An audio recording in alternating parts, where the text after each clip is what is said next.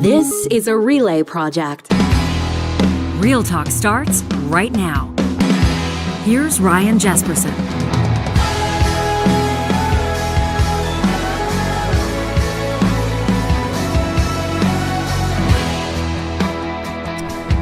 I want to welcome you to what is looking like, what is shaping up to be a fantastic conversation here on the show. In just a moment, Max Fawcett, Heather Exner-Pirot, our Real Talk roundtable on this, our final episode of what has been an absolute banger of a week. Oh, we had a good one. Our first week back in 2025, and we want to thank you, Real Talkers, for being part of some really dynamic conversations, obviously driven by the President-elect of the United States, Donald Trump, and his comments on Canada, not just Canada, but obviously that's what's been resonating most with our audience. Also the Panama Canal and Greenland, and essentially the way that Donald Trump is setting the table for his second term as president of the United States. Canada is the 51st state. Economic pressure, he says he will apply to make sure that the United States gets what it needs out of this relationship. You've heard it all. You've seen it all. They're talking about it on all the cable news networks. All the political podcasts are talking about it. Donald Trump believes that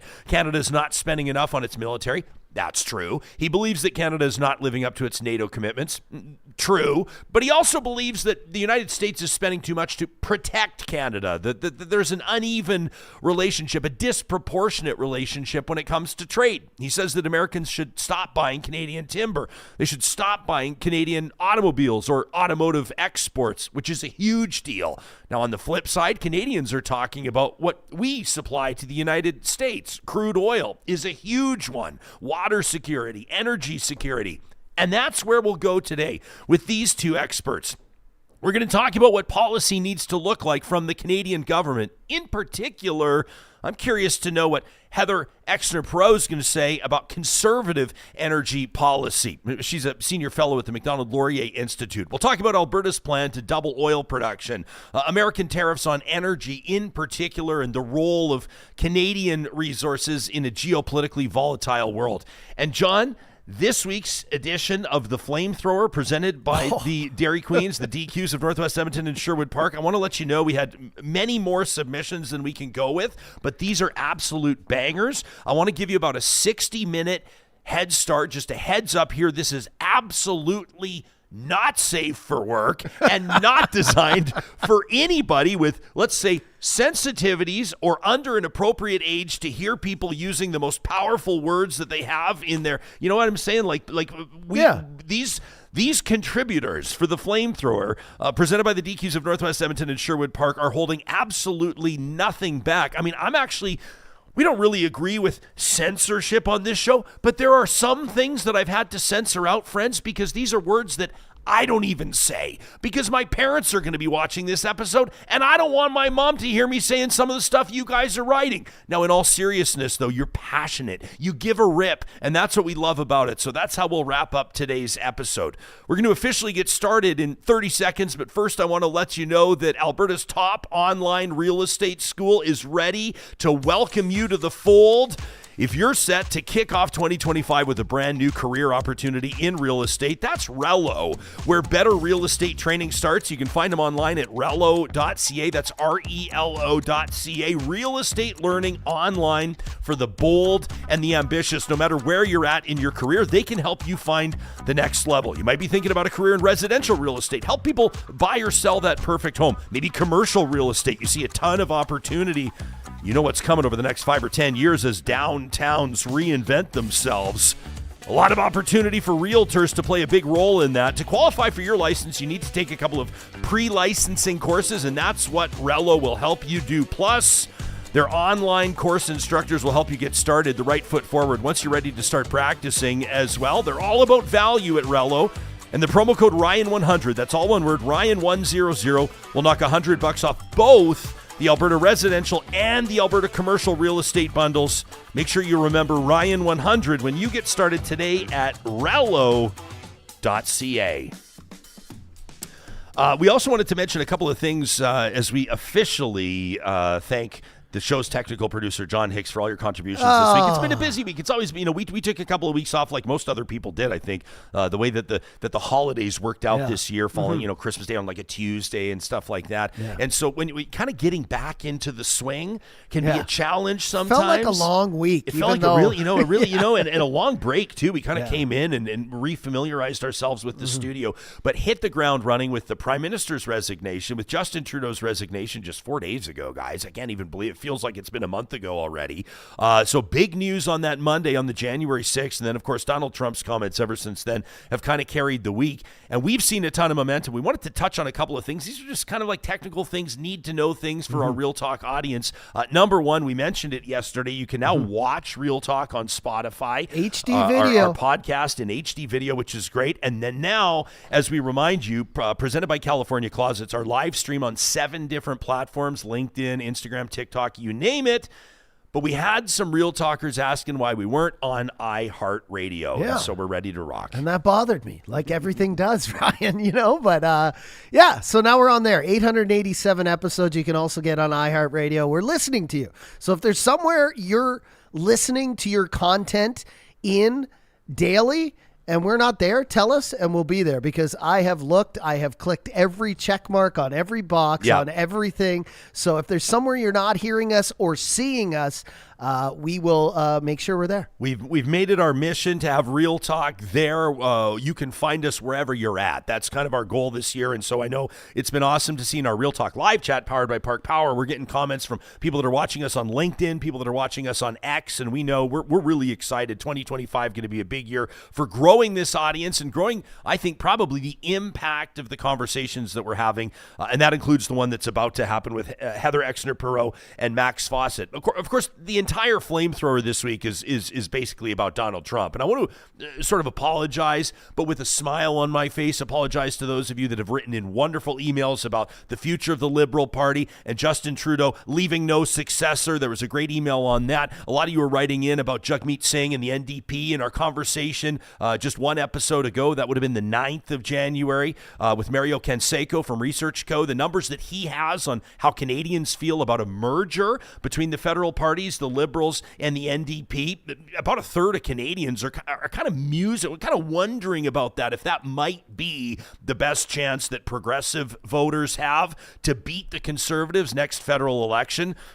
You can listen to that interview in its entirety. I encourage you to do so because Mario's got great insights, but spoiler alert, the numbers suggest that wouldn't really do anything to move the needle in that next federal election. But we got a ton of submissions for the flamethrower. We're going to bump those ahead to next week because they're not going to be aged. They'll still be relevant, but this week's is all about Donald Trump and America's relationship with Canada. I had a bit of a bee in my bonnet about it after Trump started talking about this artificially drawn line. That's the border, the artificially drawn line earlier this week. And John, you turned it into a short that saw a whole bunch of traction on our YouTube channel. By the way, can I make another plug right now? Real Talkers, will you forgive me? Can we do a live look in as we're talking right now, a live look in of our Real Talk YouTube channel, John? We told Santa that we were looking for 20,000 subscribers, and let me see. Well, we're teetering. We're at 19.9 and change right now.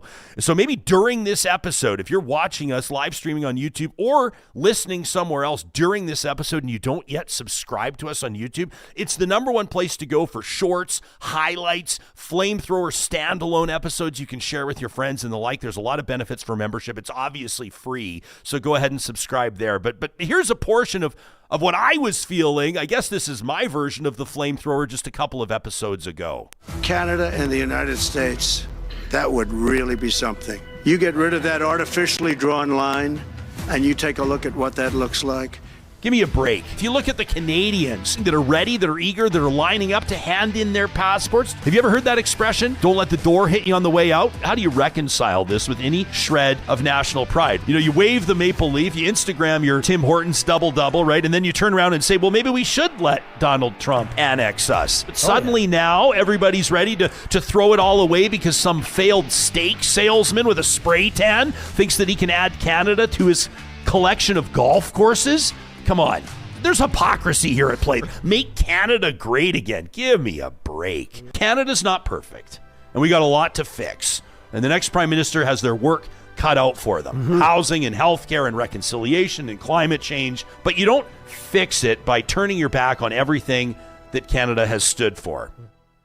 So that was our version of the short. The longer rant, if you want to hear it, on our January 8th episode of the show. And of course, really, the reason why we're playing this is to remind you that we're always looking for your takes on the show as well. To talk at ryanjespersen.com, as well as in our live chat, powered by Park Power, which is drawing hundreds and hundreds of different voices and comments from across the political spectrum every single show. We know not every talk show can present something like that. Balanced feedback from across the political spectrum. You're going to hear from the lefties. You're going to hear from the right-wingers, and that's what we love about it. A remarkable development just a couple of episodes ago when we welcomed Martha Harrison to the show. She's an international trade lawyer. She's got like 25 years of experience advising clients and stakeholders on both sides of the border and beyond. I mean, she talks to people about international trade, business, commerce around the world. We wanted to pick her brain on who really pays for tariffs. We wanted to get her take on the dynamic between Canada and the United States right now. Maybe the disappearance. Maybe that's too sensational, but let me say the degradation of diplomacy. And as far as we can tell, this might be, based on your feedback, one of the most positively reviewed interviews in Real Talk history. Doesn't seem to matter the political leanings of audience members. It seemed like all of you, almost all of you, appreciated what Martha had to say about tariffs. Here, in 2 minutes or less, if you missed the interview, is her basically summing up to a T exactly who pays for tariffs. Tariffs are effectively a tax on imported goods. One of the main, in fact, arguably the biggest purpose of a free trade agreement is to eliminate tariffs so that there is, as the name suggests, free trade between nations. So looking at that at a very high level, what that means is I can ship something to the US that I make in Canada, and my US partner can import it into the US without paying customs duties, which are effectively a tax. That makes supply chain management not only more efficient, but also much more affordable, which meaningfully impacts the bottom line of corporations, importers, and businesses all over North America. So all over the CUSMA area, Canada, US, and Mexico. And small, medium, and large size enterprises have built their supply chain and their economic strategies around that concept of free trade. And that includes businesses all around the United States, which will be dramatically impacted by this change in tariff policy. So what would this mean if a 25% tariff were added to all of Canadian product imports into the US is that the US importer, so not a government, not the Canadian government, but the US importer, usually a business, can be a small business as well, they are going to pay an additional 25% tax on that good based on the value of that good. And most of the time, profit margins will not accommodate an additional unexpected 25% cost on that good. So what that means to all businesses in the US that will rely on and that do rely on goods coming in from Canada is that there will be, in many instances, an impossibility to remain profitable on those transactions because the importer is going to have to absorb a 25% tax that wasn't accommodated and wasn't contemplated in their costing, in their purchase price, for example. So this is, I think, a pretty compelling point, or at least it should be, from Martha Harrison. And when I tweeted about it, I said this is something that every American needs to watch. I think anybody that's kind of cheering on the America First. And listen, as an aside, everybody understands the whole America First thing, right? Like, if anything, a lot of what Donald Trump's comments are doing is prompting more Canadians to realize that maybe it should be, like Pierre Poilievre tweeted the other day, Canada first. Maybe we should have been thinking about our nation first, more often, more frequently, even in developing those trade relationships. Martha goes on to talk about in that interview, which I encourage you to check out. Talked to her for half an hour. She's brilliant. Talking about all of our eggs in one basket and how this represents a moment, an opportunity, sure, but also I think a rallying cry and probably a wake-up call for Canadians that have essentially had an export strategy that has focused almost solely on the United States, and for good reason. Geographic proximity, trade relationships, those free trade agreements, so to speak, that all of a sudden appear to be maybe not so free, but a wake-up call for Canada to rethink its strategy and think Canada first. Let us know what you're thinking about this. Let us know how it's landing with you, that interview. And don't forget, if you do check out our Real Talk Ryan Jespersen YouTube channel, you can also find all of the highlights there. Johnny did a great cut down of Martha's interview with us. The title of it, Trump Can't Have Canada and Here's Why. And it's obviously resonating with a lot of people. Make sure you check that out, and it's nice and easily shared. We're going to get to Heather Exner-Pirot and Max Fawcett in just a quick second. I want to talk about the energy implications of this dust-up, if you want to call it that, with the United States. But first, remind you that this show only happens because of the support of incredible Real Talk partners like our friends at North Road Investment Council. You know, they're going to be down in Mexico next week, and they know that this won't be relevant or applicable to absolutely everybody, but if you're a Real Talker that happens to be down in Puerto Vallarta, Mexico next week, this coming Monday, that'll be the 13th of January, they're going to be hosting a really, really neat opportunity at the beautiful Marriott in the Marina District of Puerto Vallarta. This is a chance for you to learn more about managing the 6 big money risks in retirement, safely investing and spending in Canadian dollars and pesos, ensuring a better, more well-plotted out retirement, understanding digital risk. In 2025, they're doing work that no other advisory firm is doing on digital risks, plus navigating international tax issues for Canadian nationals and expats that are living down in Mexico. It's free to attend with advance registration. They're going to be hosting a lunch at the event, and they've got another one coming up near the end of February, on the 24th of February. I'll be sure to remind you about that as well. It's the Mexico events presented by North Road Investment Council. You can learn more about it on their website. That's northroadic.com. I had a chance to pop into Friesen Brothers yesterday for lunch, and not just any lunch. If you've been to a Friesen Brothers kitchen, you know what I'm talking about. And not just like the comfortable seating and the fireplaces and everything else that kind of makes it feel like home, but that home cooking too. I grabbed a steak sandwich, paired it with a potato salad, $17. That's like less than an extra value meal at those fast food places. $17 for a AAA Alberta beef steak sandwich and a homemade potato salad. Absolutely unbelievable. You know, you feel better knowing where your meat comes from, and that's why Friesen Brothers only serves meat that was raised in Alberta and processed in their butcher shop. You can learn more about it and check out details on their Ukrainian feasts that are coming up this weekend by visiting their website at friesen.com. At Complete Care Restoration, they are in the business of helping folks restore properties and rebuild peace of mind. We see natural disasters happening all around us. Jasper this past summer, obviously our hearts are with our friends and family, loved ones down in the state of California right now. Unbelievable destruction there with that fire.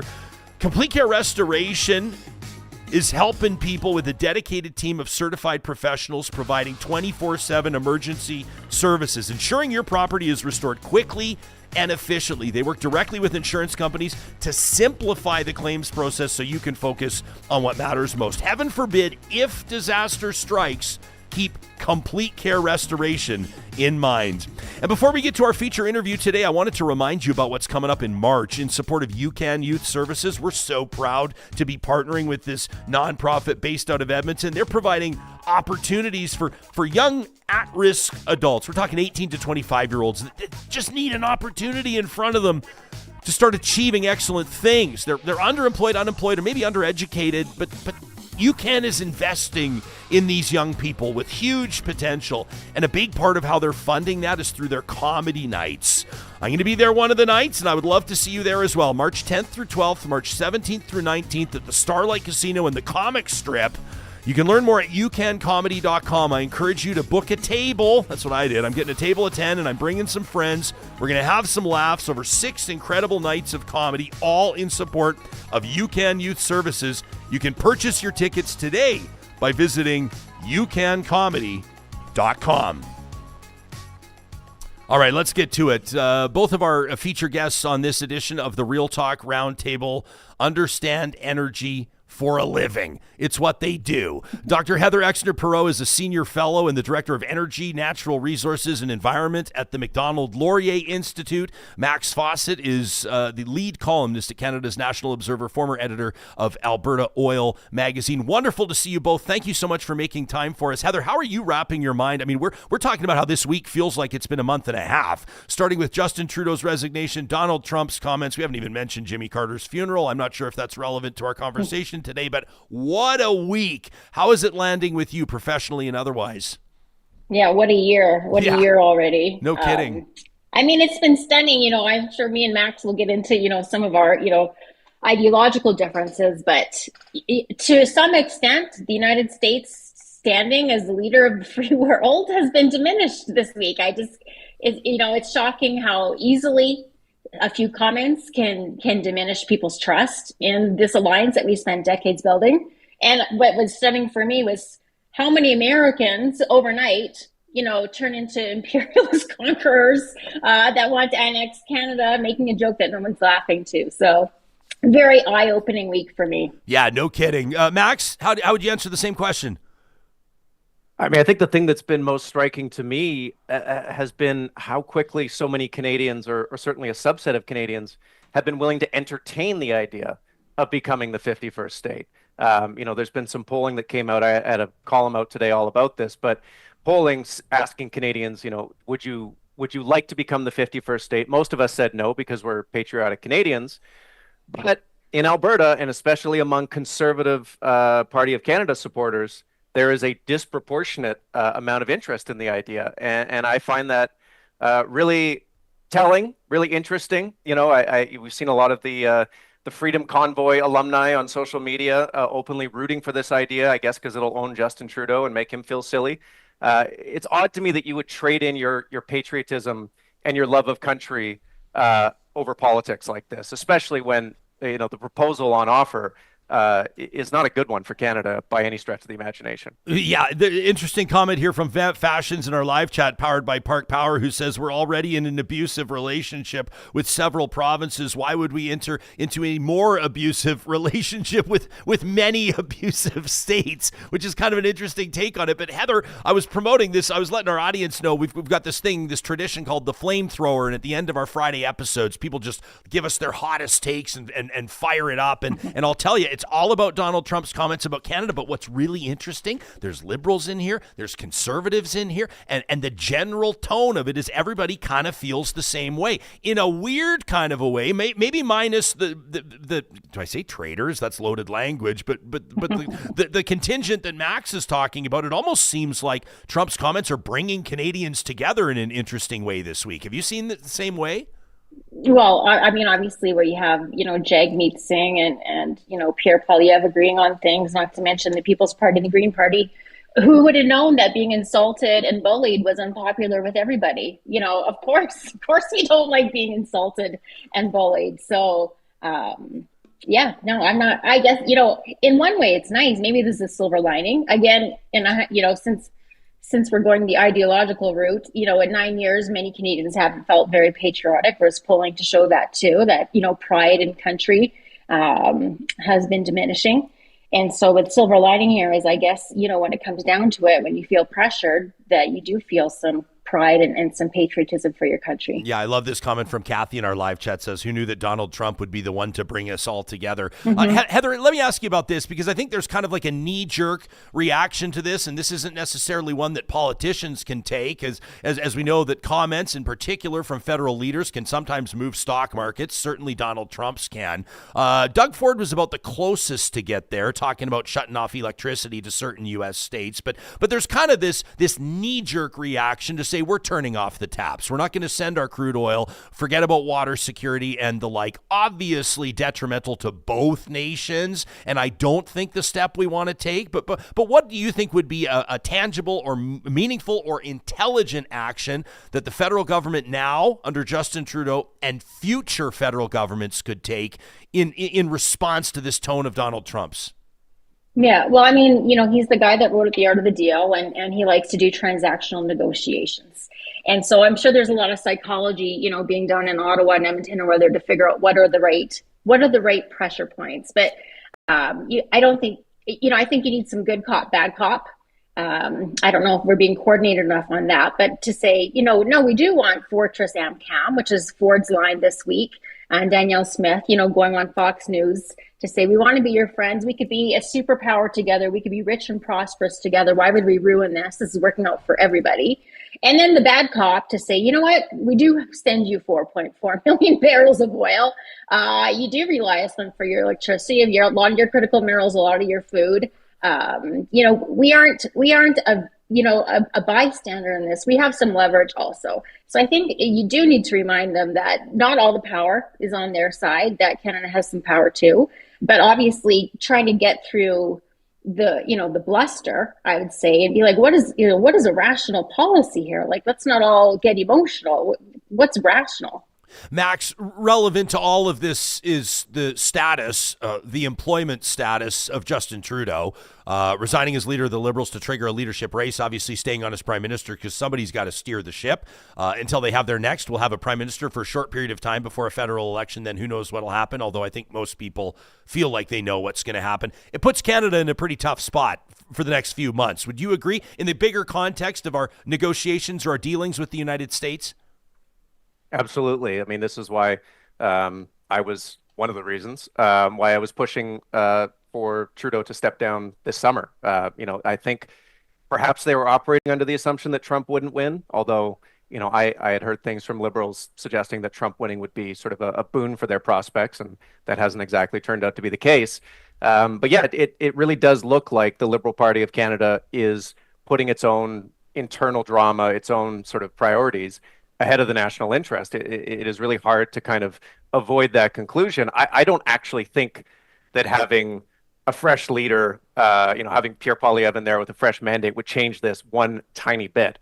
I think Donald Trump has just as much disdain and disrespect for Pierre Poilievre, possibly more than he does for Justin Trudeau. I mean, they've already referred to him as French Mitt Romney, and that doesn't travel well in his circles. So I think the contempt for Canada is a Trump thing. It's not an us thing. I've seen a lot of people try to suggest that, the whole idea of invading Canada, becoming the 51st state, well, it's just because Trudeau's made us so weak. That's a victim mentality. That the idea that we deserve to get bullied or we've been asking to get bullied. No, we're getting bullied because he's a bully. And the way you deal with bullies is you push back, you punch them in the nose.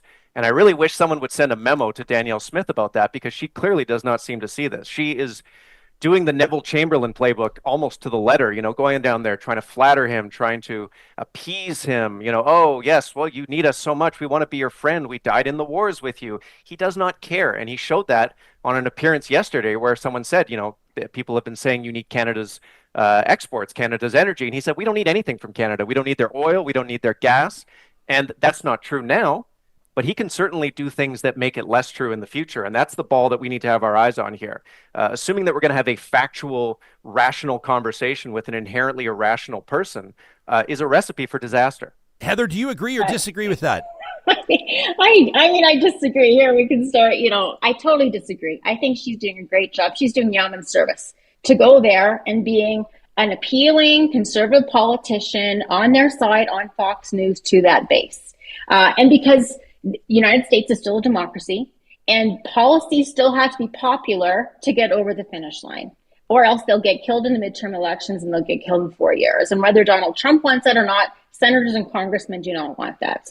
And so the fact that the only thing he brings up in Canada to say, oh, we don't need you, we don't need your oil and gas, because he knows that the one thing that they need is our oil and gas. That is because of the efforts that Danielle Smith and others have been making in the last 2 weeks to remind the United States, what is that pressure point? What is that thing that they do need from us? They know it. Americans have never known better than they do this week how much they need Canadian oil and gas.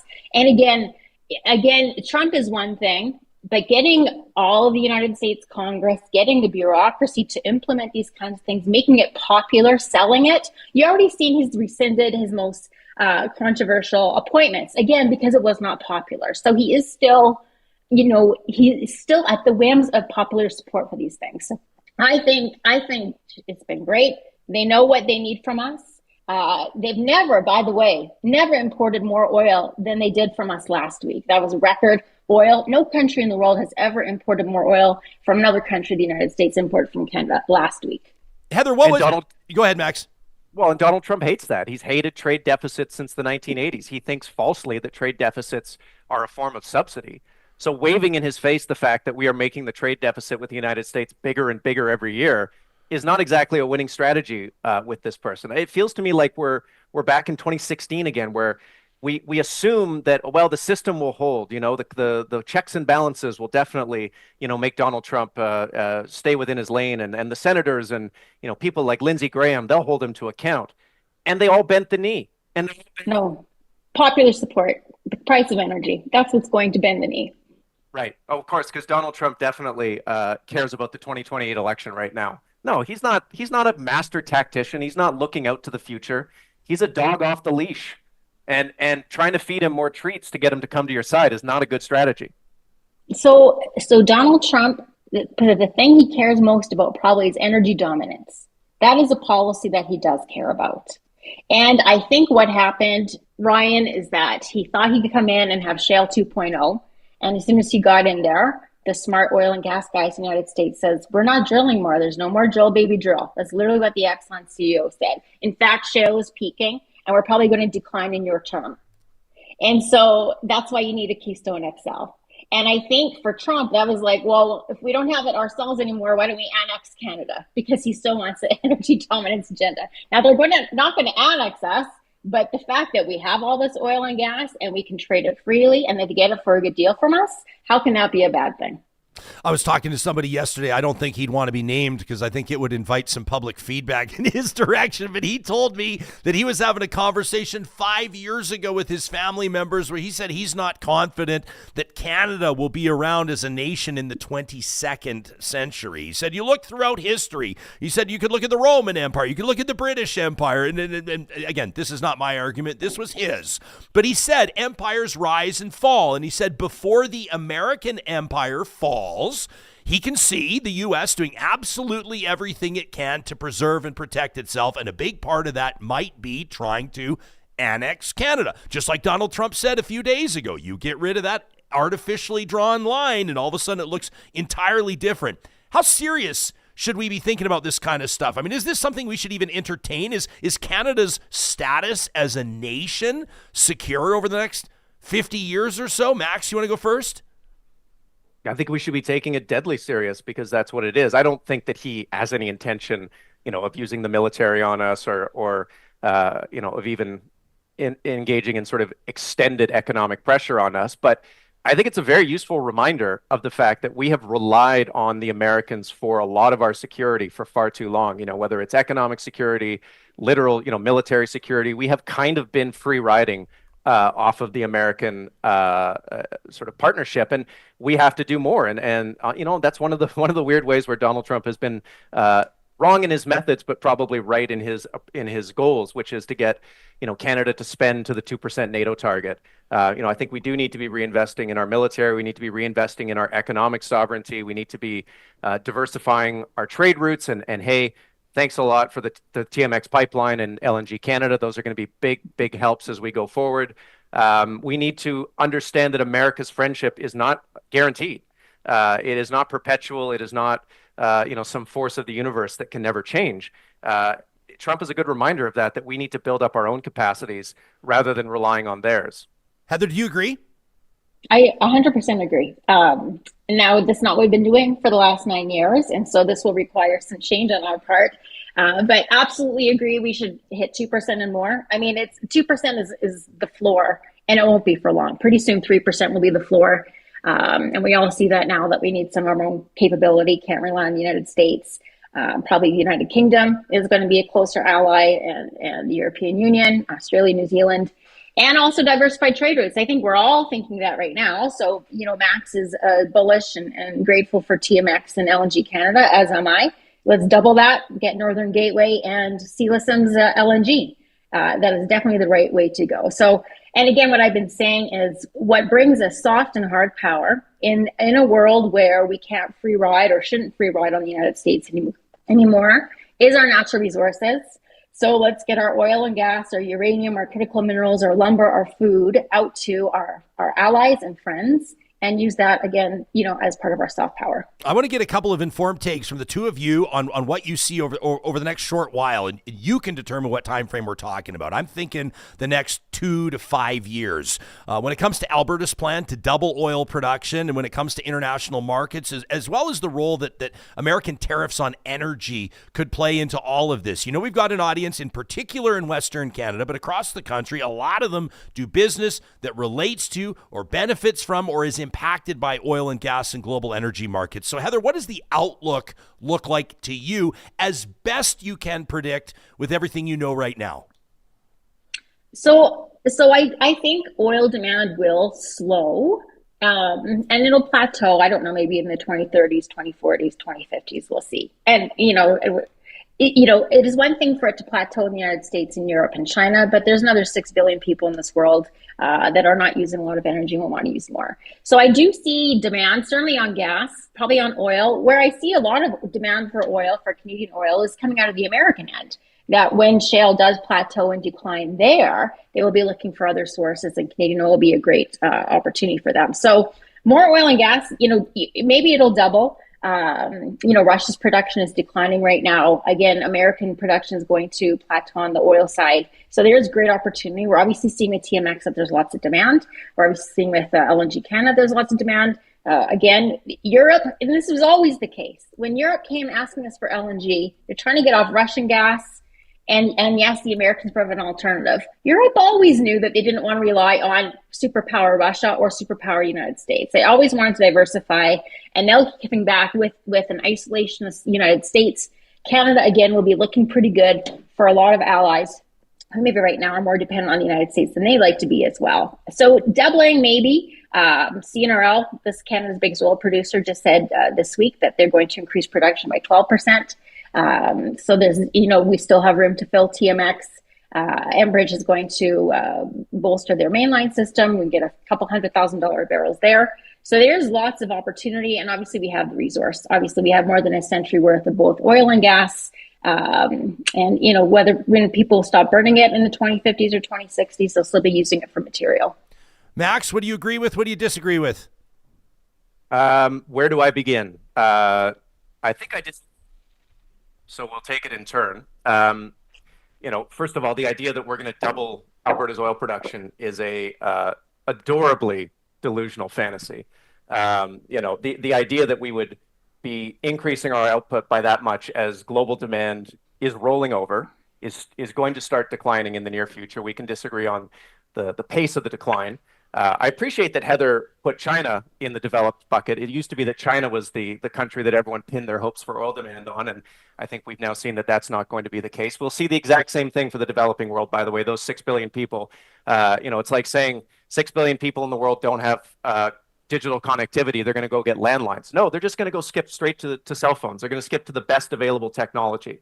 And in the developing world, in the global south, where solar resources are just immense, the best available resource is going to be renewables. They do not want to be spending precious. We're still talking about solar. Can I please finish my comments? I didn't interrupt you. Thanks.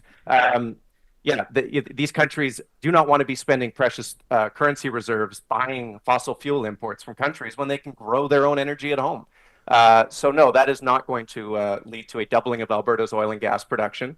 As to Europe and their gas demand, demonstrably false. Angela Merkel's whole policy was around anchoring Russian gas imports because she wanted to bring Russia closer into the European fold.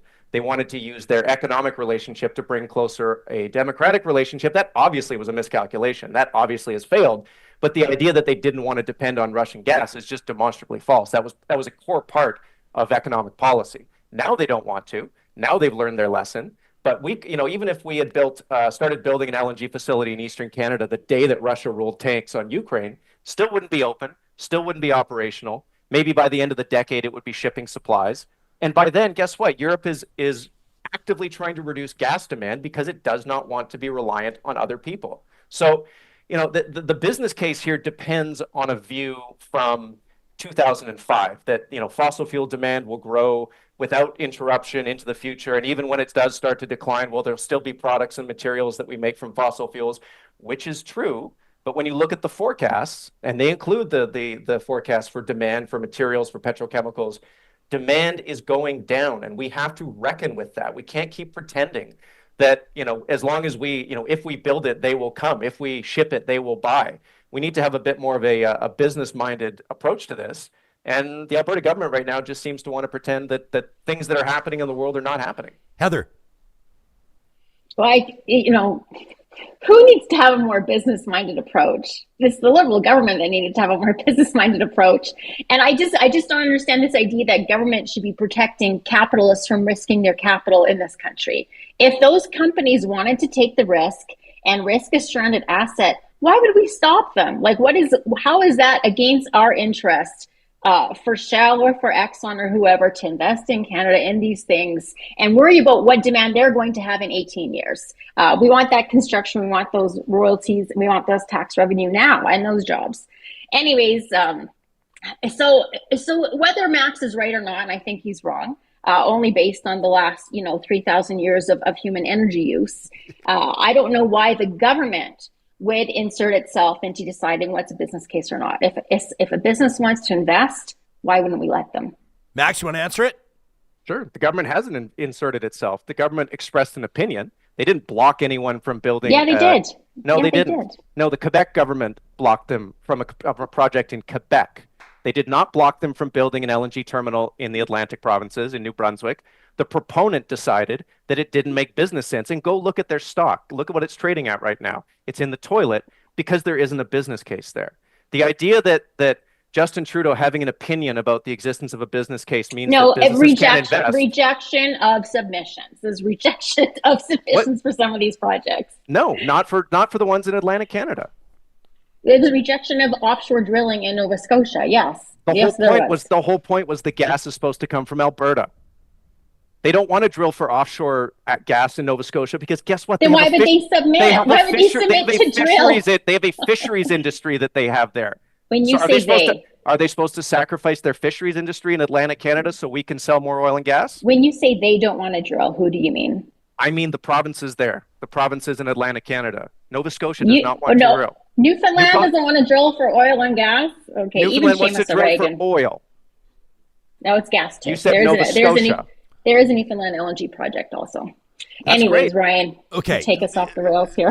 Hey, this to be honest with you guys, to be a little bit selfish, this stuff is gold. People love to hear this. People want to have like a respectful back and forth with different takes and different opinions on what's happening and what should happen, and that's why I appreciate both of your availability. We've already kept you past when we asked for it, but I do want to make sure that we touch on one other point, on something else that I think is very relevant and something that I think a lot of people care about, and that's basically the role that Canadian exports or Canadian resources are going to play in a geopolitically volatile world and what that means, what value they hold, and how that should affect our politics, right? And we're not just talking about oil and gas. We're going to be talking about, there's a lot of people wondering about the forestry and lumber industry. There's a lot of people wondering about the automotive industry. There's a lot of people talking about Canada's water reserves or water resources, obviously. So maybe just a comment or an insight as best that we can understand right now with a lot in flux, right? Trump inaugurated on the 20th of January. We've got a federal election coming up mid-year this year that's obviously going to represent pretty significant change in Ottawa. So in the context of all of that, what does the role of Canadian resources globally, Heather, look like to you? Well, we're the second biggest country with only 41 million people. That means that we have so many energy food resources that we can export. China and the United States produce a lot too, but they also consume an enormous amount. Canada's in that unique position where we can export most of it. Now, for 200 years and going forward, what Canada is, what our value is from a geopolitical perspective, from a power perspective, is our resources, energy, food, and minerals, for the most part, lumber also. When we have these jokes that we should be the 51st state or that we should be the 28th member of the European Union. What is the reason that they want Canada? It's for access to our resources. And we take it for granted so much. But if you're Korea or Japan or Germany or Greece or Italy, United Kingdom, what a worse position to be in that you can't just decide yes or no, should we develop our resources or no. where they have to plan for it, they have to import it, they have to figure that out because it's existential. But Canada has excess. We have enough for our allies. We have enough for our allies to diversify, to have redundancy from China, from Russia, and now I have to say from the United States. And so I would say we don't have a right to not help our allies, to not provide food and energy and resources that we need to help the Western Alliance stay independent from authoritarian regimes. And so, we have a great opportunity. I always say, Canada has a lot of problems. There's 200 countries that wish they had the problems that Canada had. That's because all those resources are still sitting there, world-class resources. And again, it isn't just oil and gas, uranium, world-class resources. We see that the world wants to go nuclear. What an opportunity for us. I think that we should also take over the entire value chain, not just uranium, but also exporting technology and enriching. And then, of course, food. We're already a huge producer of food. And then lumber, there's a lot more we could do in lumber. We've been losing market share. The whole world wants to build more housing, more infrastructure. Mass timber is basically a sequestered carbon building material, far better than cement for building. And we should be maximizing our forestry use too. I appreciate that. I saw an interesting comment on one of our recent YouTube episodes from somebody who said maybe if Trump cranks up the tariffs high enough on Canadian lumber, Canadian home builders will have enough to supply the building that needs to happen here to address Canada's housing crisis. Max, we'll get to you with the same question. What's your opinion on it? Well, I appreciate Heather's comment about Canada having problems most of the world wishes they would have. I wish she would tell that to all the people who refer to the prime minister as a dictator and talk about how terrible life is in this country. As to the long-term future of our economy, I really wish we would get to a point where we weren't just hewers of wood and drawers of water. It doesn't need to be the only thing that we do well. We can certainly keep doing it. We can, export nuclear, we can export uranium, oil and gas, food, you name it. But we need to be focusing on building an economy for this century, not for the last century. Heather talks about supporting the Western Alliance. The Western Alliance is decarbonizing at one of the most rapid rates in the world. They are reducing their demand for oil and gas. So the idea that we can best serve their interests by ramping up production here is a fig leaf for ramping up production here, which is what this stuff always comes back to. It's always finding the latest and newest excuse for increasing oil and gas production. I predict with a high level of certainty that if and when Pierre Poilievre is the prime minister of this country, we will start talking in much bigger terms about using LNG as our climate solution. We don't need to worry about doing anything in Canada. We're a rounding error on climate change. Let's just export more LNG to the developing world, to China, to India. I've debunked that 100 times, 1,000 times at this point. It's not how it works, but we are going to hear more about that because it really is all about providing a fig leaf for the continued growth in the fossil fuel industry in a world where oil demand is going to start to roll over very soon. Let's guess how that's going to turn out in the long run. I want to thank both of you for your time, and I want to respect what we've asked for you. I do have a question for you, Max, in the chat, but Heather, if you have to go, I respect that. You've already stayed longer. Do you want to stick around and listen to the answer, or do you have to bolt right now, Heather? No. Okay. Okay. In our live chat, powered by Park Power, my Latin is terrible, so I'm probably mispronouncing this handle. Is it Quo Vadis, Johnny? Quo Vadis? How's your Latin? Don't come to me for Latin. I don't know. Hey man, I failed Latin. But Quo Vadis. Apologies if I'm mispronouncing. It says Max posted the other day, and you did, Max. It's actually a column of yours at nationalobserver.com. Quo Vadis says Max posted the other day that Justin Trudeau has done more for oil and gas than any other prime minister in living memory. Please ask him what he meant by that. You raised the ire of Brian Lilly, the conservative commentator, who said if you can't dazzle them with brains, then baffle them with bullshit. But Max, what's the general argument? Well, I would just note that I asked Brian to engage with the argument and he declined the opportunity. So speaking of dazzling with bullshit, look, the argument is pretty simple. If you look at what Justin Trudeau has done, his policies, not his lack of cheerleading or his lack of saying nice things to the oil and gas industry. He has done more to advance and increase their interest than any prime minister in living memory. TMX, LNG Canada. You look at his approach to carbon pricing. He is trying to prepare this industry for the future that it will face. It does not like him trying to help them prepare, but he is, if this industry decarbonizes by 2050, which it claims up and down that it's going to do, will be in large part because of the last 9 years in the Liberal government forcing them to take this stuff seriously, forcing them to think and model around these issues. We saw under Stephen Harper, we had the different approach. We had the prime minister who championed, who celebrated, who talked about how ethical our oil was. And we got zero pipelines built. We got zero LNG terminals, not even built, but like started construction. Nothing happened because his cheerleading was the thing that built the resistance to it, right? It was people like Ralph Klein putting an oil sands mining truck in the Mall of America that awakened the environmental movement in America to what was happening here. They caused the backlash. So, for all the bitching and moaning about what Justin Trudeau has done for the oil and gas industry, he has been their best advocate with the people they needed to advocate with. Line 3, I don't think Line 3 would have gotten done if it had been a conservative prime minister trying to deal with the Democrats in Michigan. But because they had credibility on climate, because they had a climate policy and a climate framework, there was more willingness to hear us out. So I understand that the oil and gas industry hates its guts. I'm not disputing that. I'm just saying that if you look at the actual material facts on the ground of what he has done, they have been significantly net positive. And again, circling back to Harper, if you look at what he did, he vaporized the income trust structure, which, if anyone remembers that was a big hit to their portfolios back in the day. And he didn't do anything else in legislation or regulation to help the industry. His regulatory framework for approving projects was the reason why projects kept getting sent back by the courts. So again, look at the facts, not the feelings. Heather, I want to give you a chance to respond before we wrap. Well, I would say that thanks to Justin Trudeau, those same oil companies can't make any claims about, decarbonizing by 2050. That's now illegal. It could be a penalty of 3% of their worldwide revenues if they actually said that. I will say oil tank moratorium, cancellation in Northern Gateway, Impact Assessment Act, there's no more pipeline bills, emissions cap, methane regulations. I could go on, and Max knows my list. I could go on, but those are obviously not things that the oil and gas industry was able to, attract a lot of foreign investment on. And no one is saying which was better, Trudeau or Harper. They're just saying, why can't we just be as best as we could be? So if we're all agreeing that TMX was great, that's great. I expect everyone's support, for Northern Gateway and for whatever pipelines the Conservatives want to build going forward. Max, you're shaking your head.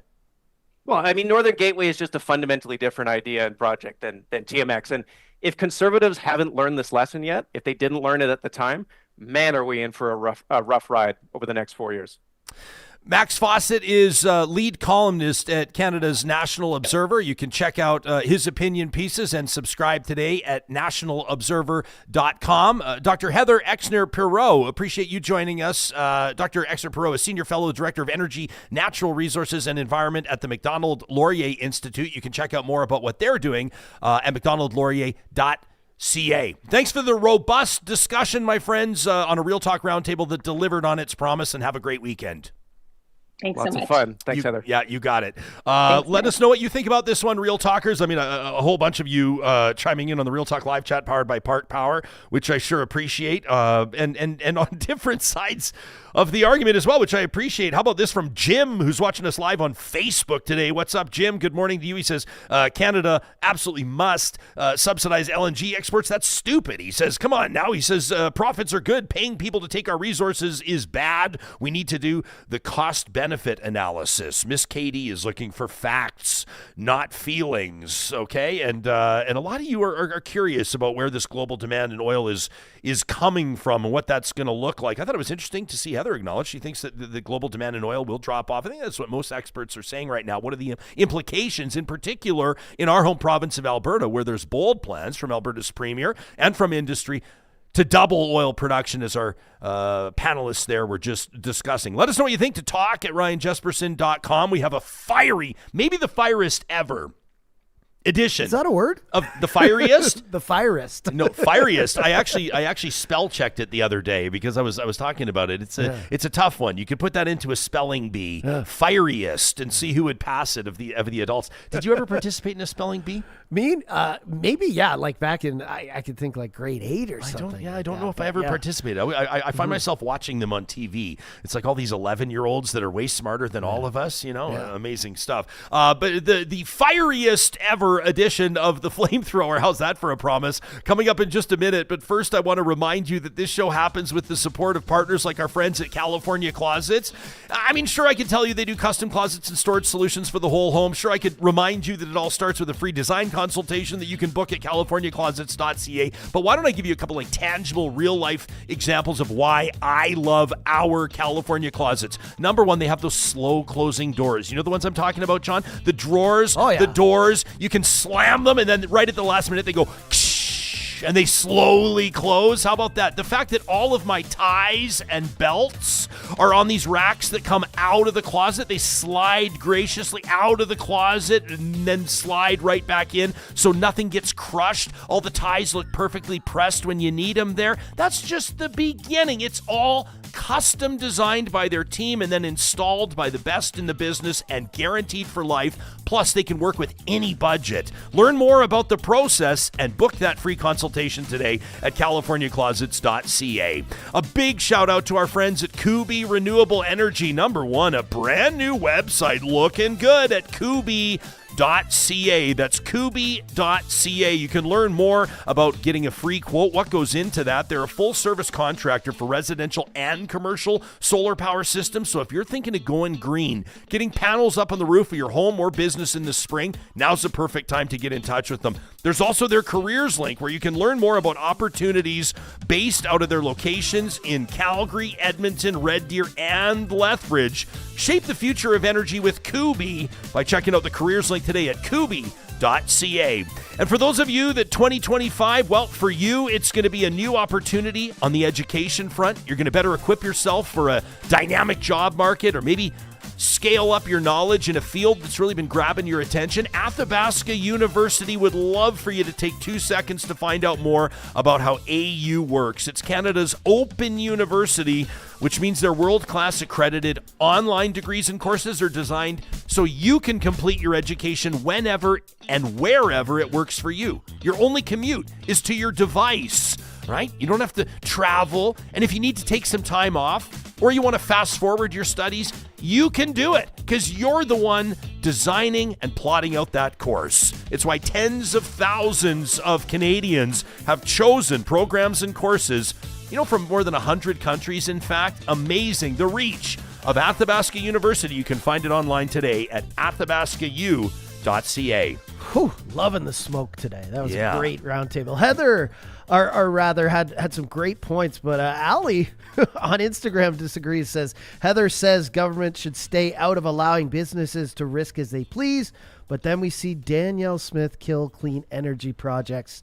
So just stay out of oil and gas corporate interests altogether. Got it. Yeah. Hey, I appreciate that comment coming in on Instagram. Okanagan Summers is watching us live on YouTube right now and says, what an excellent back and forth. Thanks a lot for that real talk. Well, we want to thank our panelists and those of you that chime in and let us know who you'd like to see on the show. Those two going toe-to-toe was, a matter of fact, something that was a long time coming. I think we endeavor to have those debates and discussions on the show where we can challenge convention, we can challenge what we may believe about a certain subject matter and keep the conversation respectable, which doesn't always happen.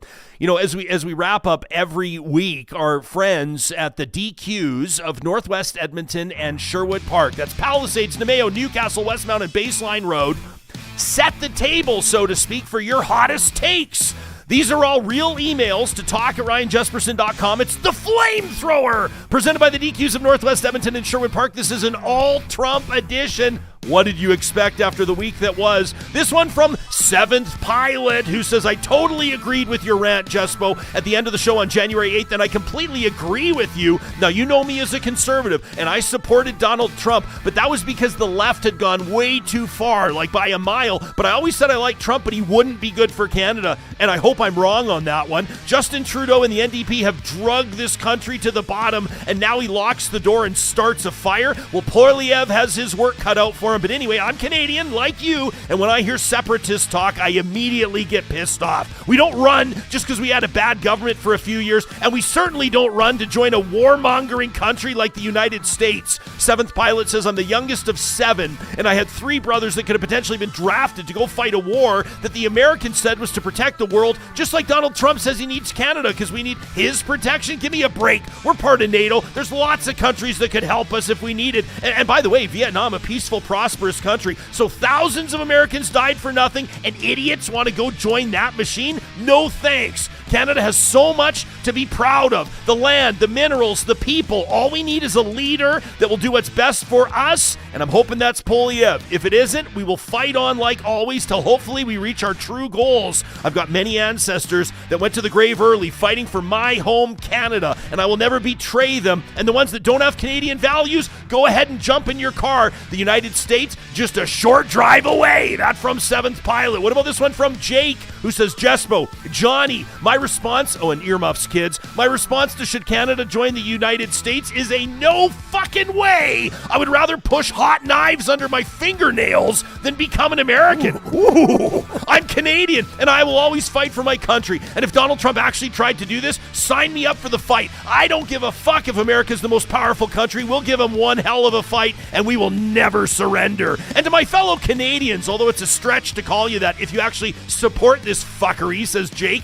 just move to the U.S. already. Or an even better idea, let's get all those fuck Trudeau flag wavers and all the wannabe Trump, I'm not going to say the next thing, MAGA idiots move to Alberta, and we can give half of Alberta to Donald Trump. Jake, hard no there. He says, and then enjoy bankruptcy if you ever get cancer or need any other type of health care. So that's my thoughts on it. Thanks for letting me vent. You're welcome, Jake. What about this one from Travis? Who says, Shout out Corey Hart. All this talk about war with the United States. Let's just forget that. That is not good for anybody, most particularly us. Travis says, recent events have prompted me to fire up my flamethrower. He says, I'm 90% sure the comments from the rotund tangerine that is the new president of the United States are just trolling us, but on the off chance that he's serious, fuck that bullshit. I will not give up free health care, LGBTQ2S rights, or not having to worry about weekly school shootings. Donald Trump wants Canada to be the 51st state. He can come have it over my cold, dead body. I'm very progressive. I believe in negotiation, rights for all, and strong gun laws,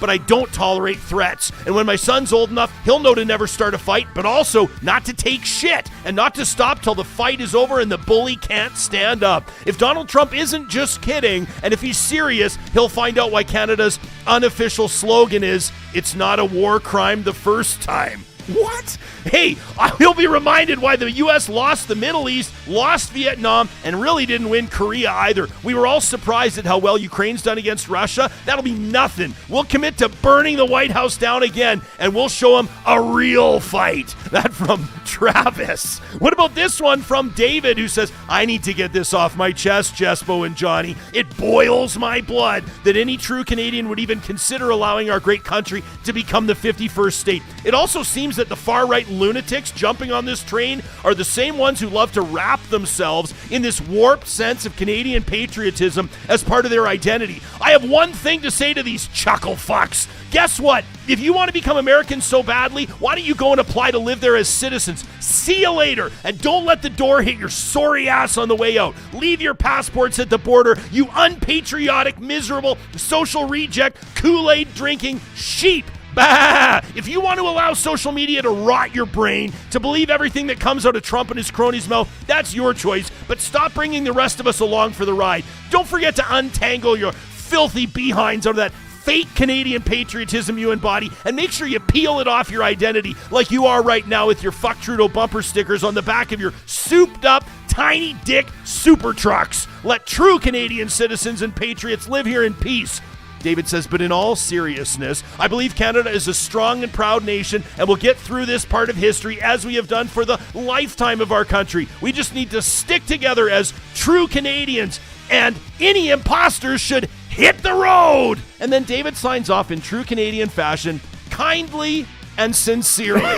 Well, thank you very much to everybody who fired up their flamethrowers for this fiery edition of it, proudly presented by our friends at the DQs of Northwest Edmonton and Sherwood Park. You can fire up your flamethrower anytime to talk at ryanjespersen.com. We're back at it Monday with very special guest, Senator Charles Adler. And in the meantime, want to let you know we have 3 spots left. That's 3 spots left for the Real Talk Pond Hockey Classic that's coming up Saturday, February 1st in St. Albert. Go to ryanjespersen.com, click on the events link, look for Pond Hockey, and that's where you can register your team. Make it a great weekend, everybody. Thank you for subscribing to us on YouTube and whenever you get your podcasts. Thanks for telling your friends, and we'll see you on Monday.